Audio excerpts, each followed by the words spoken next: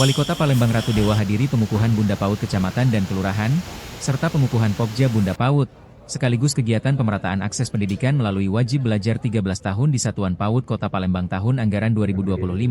di The Zuri Hotel, pada Selasa 14 Oktober 2025. Dalam kesempatan tersebut, turut hadir Bunda PAUD Kota Palembang, Dewi Sastrani Ratu Dewa, Asisten 1 Setda Kota Palembang, jajaran Kepala Organisasi Perangkat Daerah, OPD, Camat di Kota Palembang, dan lainnya.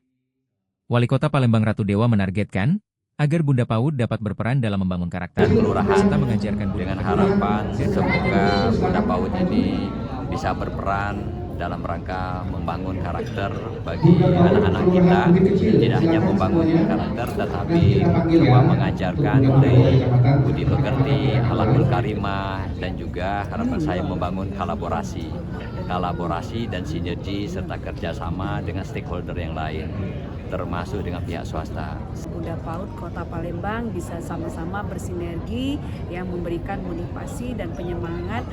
bagi anak-anak PAUD yang ada di Kota Palembang, bekerja sama dengan Dinas Kota Palembang dan juga pemerintahan Kota Palembang dalam mewujudkan